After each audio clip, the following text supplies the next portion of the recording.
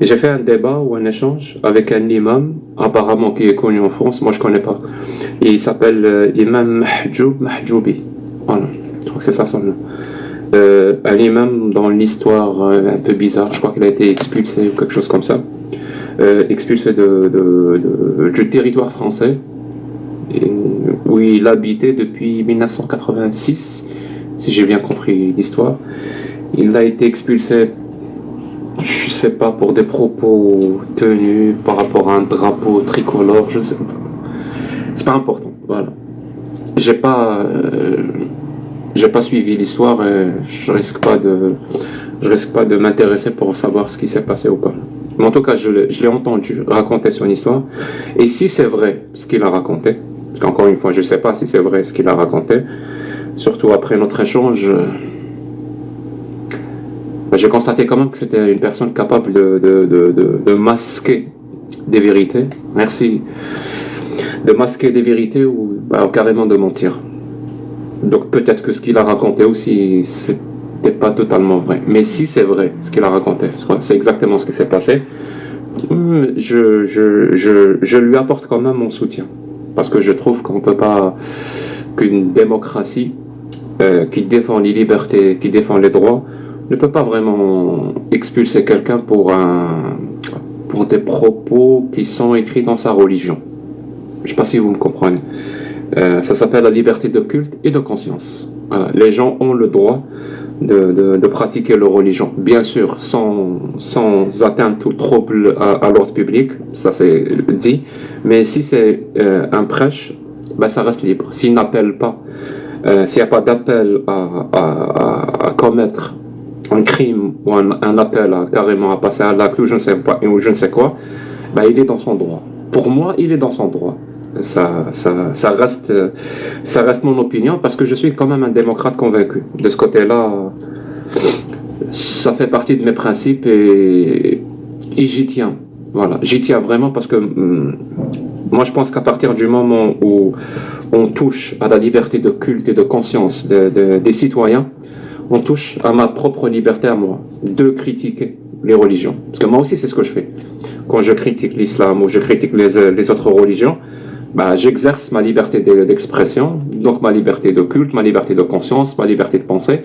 Donc si on touche à d'autres libertés, c'est à ma propre liberté qu'on touche. Et moi, j'ai pas envie.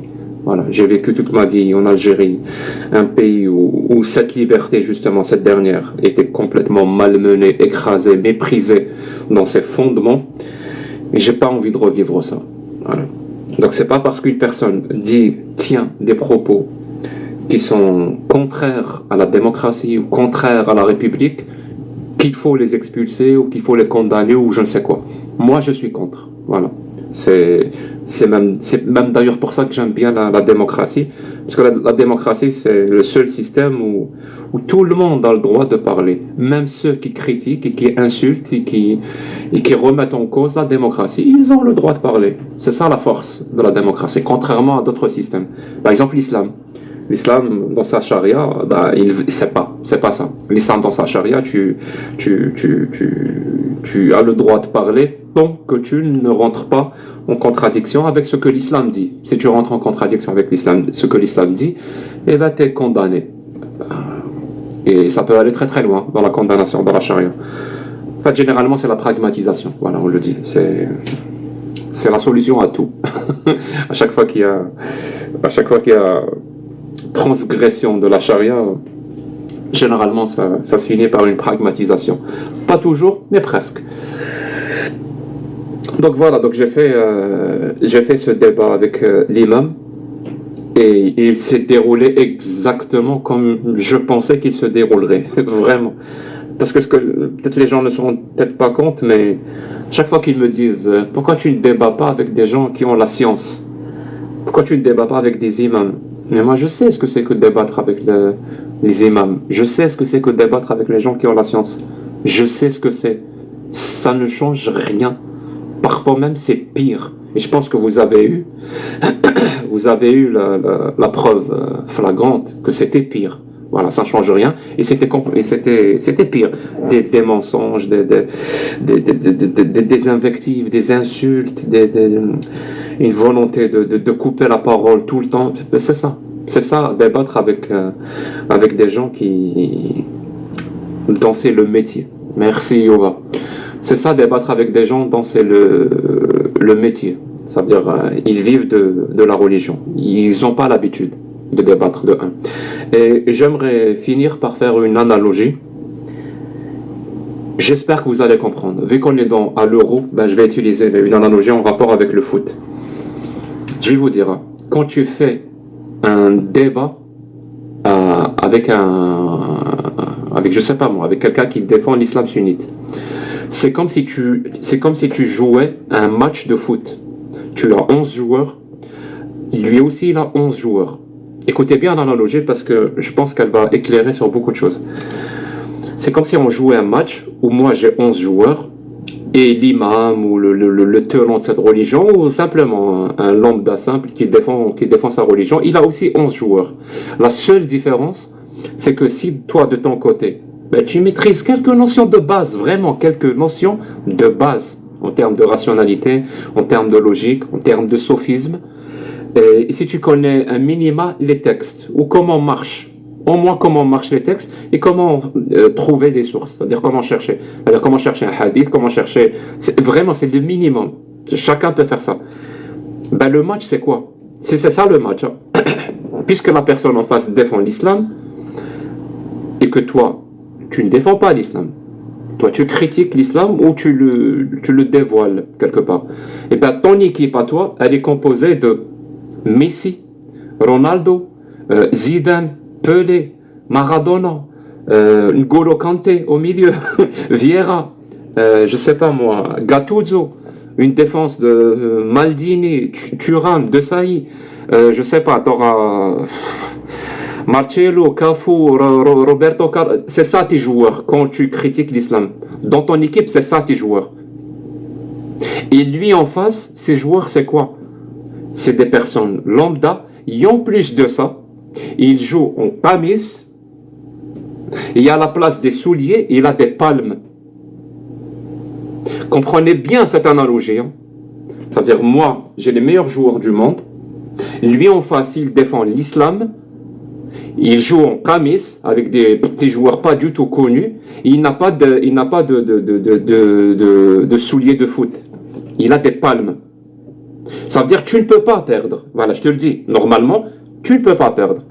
Mais tout dépend, merci, tout dépend du contexte, de l'environnement où se passe le match. Parce que c'est ça qui change.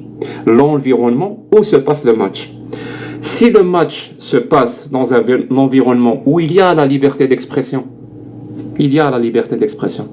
où tu peux dire tout ce que tu veux, où tu peux critiquer tout ce que tu veux, où tu peux formuler ta pensée comme tu as choisi de la formuler. C'est-à-dire que tu as la liberté d'expression, elle t'est garantie. Et lui aussi. Là, ça va être un massacre. Je pense que vous avez eu plein d'échantillons de débats où c'était littéralement un massacre. Pourquoi? Parce qu'il ne peut pas gagner. Ton équipe est beaucoup plus forte que la sienne. Il ne peut pas. Autrement dit, il défend quelque chose d'indéfendable. C'est pour ça que son équipe, c'est pas des joueurs de foot professionnels. Il joue avec des camis et il a des palmes. Il défend l'indéfendable. Tu ne peux pas défendre le mariage des petites filles. Tu ne peux pas défendre la pragmatisation des apostats. Tu ne peux pas défendre la polygamie, l'esclavagisme, la violence conjugale. Et j'en passe. Voilà, et j'en passe derrière. C'est ça la métaphore. Par contre, là où il peut te mettre une raclée, c'est quand l'environnement change. Parce que moi, j'ai été en Algérie. Je sais ce que c'est qu'un environnement où il n'y a pas de liberté d'expression. Je sais que si, par exemple, on est à l'extérieur ou devant une mosquée, ou je sais, tu as toujours la même équipe de foot. Hein. Il a toujours la même équipe de foot. C'est juste que les règles changent. Et c'est quoi ces règles? C'est que lui, il a le droit de tout dire. Lui, il a le droit de tout faire avec le ballon. Toi, avec ton équipe de foot, c'est quoi l'absence de liberté d'expression? Toi, avec ton équipe de foot, si tu fais une passe, c'est considéré comme une attaque. contre l'islam. Je répète, hein, si tu fais une passe, ça veut dire si, je sais pas moi, si Ronaldo passe à Messi, donc lui il passe la balle, il fait une passe, l'arbitre siffle, il y a faute. Et c'est quoi la faute? Ben, tu as attaqué l'islam. Tu as remis en cause la parole d'Allah et du prophète. Parce que c'est ça l'environnement. Il n'y a pas de liberté d'expression. Et donc tu reçois un carton jaune ou carrément un carton rouge. Tu te retrouves incapable de rien. Et plus l'environnement de la liberté d'expression diminue, plus ton équipe, elle touche la balle, juste elle touche la balle. Ton joueur fait un dribble, on siffle. Il y a faute. Faut pas. C'est lui, il joue, c'est lui qui fait les passes. C'est la seule façon pour eux. Merci Nisaïko, je sais pas comment ça se prononce. Donc c'est le seul environnement où l'islam sunnite peut se défendre, où il peut marquer des buts, où il peut gagner le match. Parce que l'environnement fait en sorte que toi, tu es incapable de jouer. Toute forme de jeu que tu fais, passe, dribble, n'importe quoi, c'est considéré comme une attaque contre la religion de l'islam. Et l'arbitre va te punir. Et parfois, ça va très loin les punitions. C'est carton jaune, carton rouge, carton noir ou même carton de pragmatisation. T'imagines?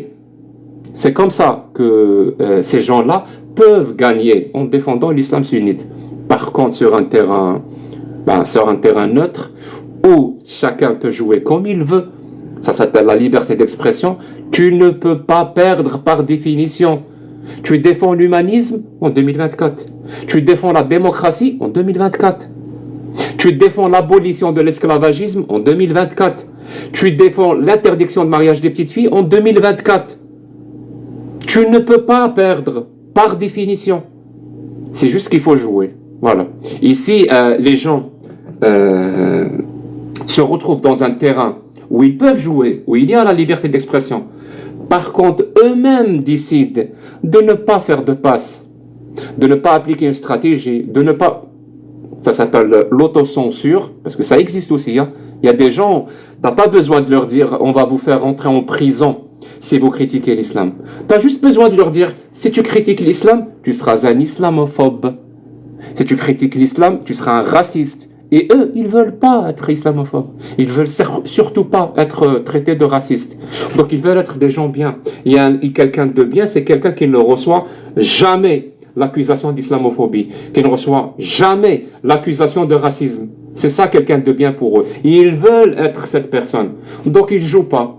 Parce que si tu fais une passe, alors que l'équipe en face est un imam, tu es islamophobe. Donc ne fais pas de passe, ne fais rien.